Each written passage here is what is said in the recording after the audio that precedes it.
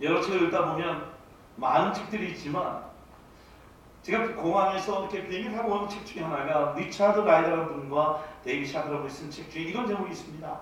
인생의 절반쯤 왔을 때 깨닫게 되는 것들. 여러분들 절반이라는 것이 각 상상에 맡길 수 있죠. 저희 장인어른이 비록 이름이 넘었지만 나는 내 인생이 지금 절반이 왔다. 그러면 한 140살까지 사시는 거고, 아니면 지금의 인생 가운데 지금 뭐 20대에 살고 있는지 모르지만 곧 죽고 싶은, 좀 이 세상에 있는 모든 시간을 좀 정리하고 이제 이 인생에서 좀 이제 좀 끝내고 싶다라고 하는 어떤 그런 절반 속에 놓여 있다면 여러분들의 인생의 절반일 수 있는 이 인생, 이 시간, 이런 걸 적혀 있었습니다. 이렇게 읽는 겁니다. 인생의 아침 프로그램에 따라 인생의 오후를 살 수는 없다.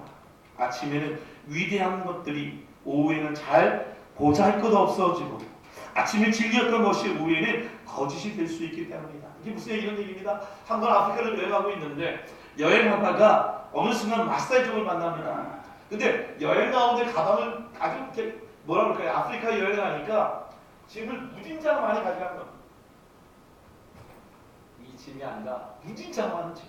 근데 마사이족은 이 짐을 가진 사람에게 이렇게 질문합니다. 이 안에 뭐가 들어있습니까? 네. 그때 이제 그 사람들에게는, 마사이족에는 이게 가방이 아니라 마치 쇼핑카처럼 생겨서 거기에 온갖 짐을 있는 그 모습을 보고 당신은 그 모든 것에 무엇을 가지고 있습니까? 질문합니다. 그래 두 번째 질문이 이런 겁니다. 당신 가방 속에 있는 그 모든 것이 당신을 행복하게 해줍니까? 라고 하는 질문을 했었습니다. 여러분 생각해보면 우리에게도 가방을 꾸리고 가방을 풀고 하는 인생을 살아가고 있습니다.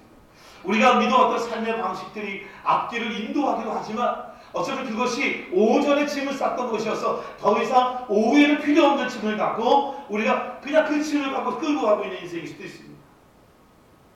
어쩌면 그것이 우리 인생이 시작되어 있던 인생 초기에 필요했던 그 수많은 것들, 그것이 학업일 수 있고 그것이 학교일 수 있고 그것이 물질일 수 있고 그것이 갖고 있는 집일 수 있고 자동차일 수 있고 수많은 짐이 있는지 모르지만 인생의 여정의 절반을 넘어서 반환철 들어갔을 때에 그 짐이 결코 내게 짐이 그 짐이 필요할까라고 하는 질문을 던져줄 수도 있는 그런 상황에 놓여 있을 수도 있습니다. 제가 오늘 미국 갈 때, 한국 갈 때 딱 요만큼만 가지고 왔습니다. 아무것도 안 가지고. 항상 이만한 백에다가 또 이렇게 컴퓨터 가방 메고만 가다가 한 번은 내 가방에 필요 없는 거 다 빼고 가자라고 갔는데요. 이렇게 갔는데도 넉넉하게 공간이 남아있는 것을 보았어요. 덕분에 양복도 안 가져가고 구두도 안 가져갔더니 제 조카 녀석이 15만 원짜리 양복도 해줘. 다음부터 그게 아니죠. 아무도 안 갖고 동생 팬티, 동생 바지, 동생 윗도리에 폴로랑 써있는 거 티셔츠 2개 갖고 왔어. 이야, 어차피 빈 가방을 갖고 가니까 채워서 갖고 오는 그런 기쁨을 경험하게 됩니다. 여러분, 노프 도베디스의 스마트한 생각들을 책에 보면 우리 가운데에는 지식이 한 곳에 모여 있음으로 말미암아 생각에 우리가 더 많이 빈번히 일어나고 있다라고 하는 글을 보게 됩니다. 그래서 후방 효과, 소유 효과, 확증 편향, 여러 가지 편향과 이론 때문에 우리 인간들이 휩쓸려 살고 있다는 거예요. 거짓에 우리가 넘어가고 있다는 거예요. 예를 들면 우리가 지식이 많으면 행복할 것 같고 돈을 많이 가지면 또는 얼굴이 잘생기면 여건에 있는 것에 모두 갖춰 있으면 성공하고 승리할 것 같지만 그것이 다 착각이다라고 하는 얘기예요. 그 중에 하나 얘기가 참 재밌어요. 그거 뭐냐면 행동 편향이라는 것인데 이런 겁니다. 이스라엘에 있는 한 학자인 바엘이라는 사람이 페널티킥에 대한 관찰을 하기 시작했습니다. 축구 선수들이 공을 찰 때에 얼마나 많이 어느 쪽에 공을 차는가에 대한 얘기가 있었습니다. 분석해보니까 3분의 1은 왼쪽에 차고 3분의 1은 오른쪽에 차고 3분의 1은 가운데 차서 골을 넣는 그런 통계가 나왔습니다. 근데 재미가 뭐냐면 또 연구하는 거예요. 골키퍼들은 과연 이런 것을 어떻게 막려보니까 골키퍼의 2분의 1은 왼쪽으로 뛰고요. 또 2분의 1은 오른쪽으로 뛴다고 얘기합니다. 공부 생각해봤어요. 아니 3분의 1은 왼쪽, 3분의 1은 오른쪽, 3분의 1은 가운데인데 왜 골키퍼는 오른쪽과 왼쪽으로 2분의 1로 나눠져 있을까? 이 글에 이렇게 써 있습니다. 골키퍼들이 멍청이처럼 그 자리에 멈춰선 채 공이 왼쪽이나 오른쪽으로 스쳐지 않은 것을 보고 있기보다는 틀린 방향으로라도 몸을 날리는 편이 훨씬 더 나아 보이고 또 심적으로 덜 괴롭기 때문에 그래서 한쪽으로 뛴다는 것입니다.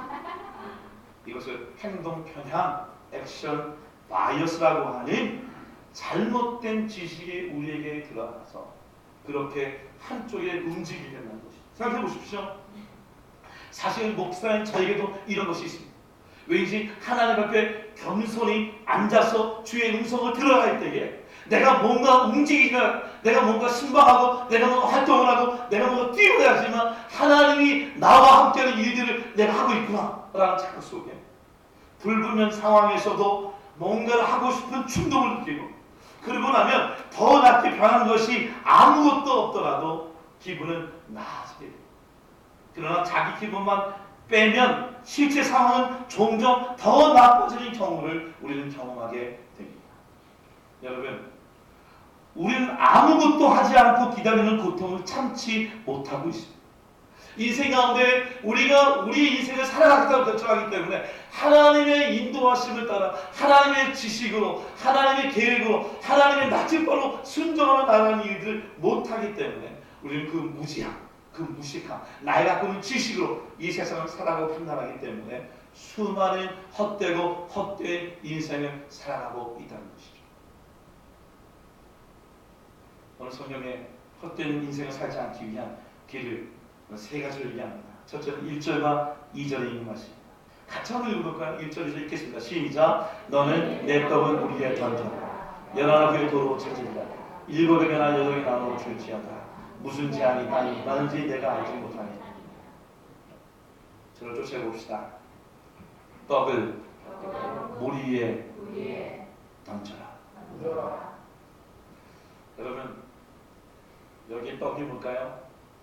자기가 가지고 있는 인생의 꿈일 수도 있겠죠. 자기가 갖고 있는 물질일 수도 있겠죠. 자기가 갖고 있는 재물일 수도 있습니다. 그걸 어디다 던지면 물 위에 던지라고 얘기합니다. 물이 뭘까요? 어쩌면 그 물에 대한 성격이 여러 가지일 수 있겠지만 그것이 하나님 볼 때 성경 보면 이웃일 수 있습니다. 배고픈 자 있을 수 있습니다. 어려운 자 있을 수 있습니다. 우리에게 뭔가 도움이 필요한 자 있을 수 있습니다. 그 떡을 물 위로 던지라고 얘기합니다. 여러분 생각해 보십시오. 물의 성격이 뭡니까? 물은 흐르는 겁니다. 물은 돌아오지 않습니다. 우리가 만약에 우리가 갖고 있는 지식을 던진다 그러면 그 지식에 던진 것에 물이 흘러 어딘가 사라지는 것을 알지 못합니다. 그게 우리 재물을 칩시다. 누군가를 도와줬을 때에 그 도와주면 그 뭔가 그도 나를 도와줘야겠다는 그런 기대를 갖게 되는데 물이라는 성향은 흘러버리기 때문에 더 이상 누구에게 도움을 받지 못하는 그래서 뭔가 손해를 보는 것 같고 뭔가 내가 지금 미치는 장사인 것 같지만 성경은 뭐라 그러면 너희가 정말 헛되고 후회되는 인생을 살지 않게 원한다. 너희 갖고 있는 빵을 물 위에 던져라 라고 얘기하고 있는 것입니다. 지금도 하루에 10만 명의 사람들이 굶어 죽어가고 있습니다. 지금도 5초마다 어린아이가 먹을 것이 없어서 굶어 죽어가고 있습니다. 그들을 향하여 우리의 떡을 던지라 라고 얘기하면 오늘 주님께서 그 떡을 던지는 그 순간 물 위에 떨어져 갈지 모르지만 오늘 그것을 통해 우리 인생이 헛되지 않게 인생을 살 수 있게 해달라고 할 수 있다고 말씀해 주고 있습니다.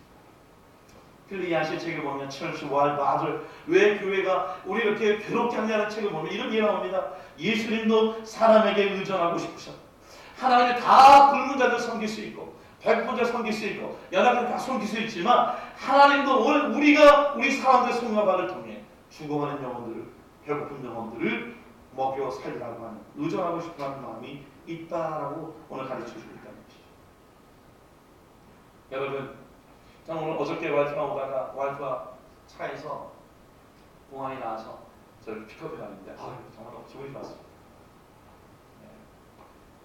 윤영 형제가 데려준 것도 물론 좋았는데 예쁜 여자가 마지막에 더 좋다는 얘기야. 근데 우리 와이프가 왠지 오늘 갑자기 앞에 앉아 있어가지고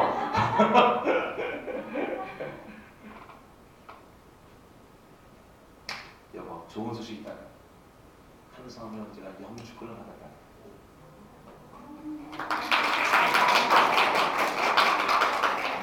상수 형제가 오르제 받았는데 자기가 얘기하지 않는 이유는 목사님의 입을 통해서 하나님께서 하신 일들을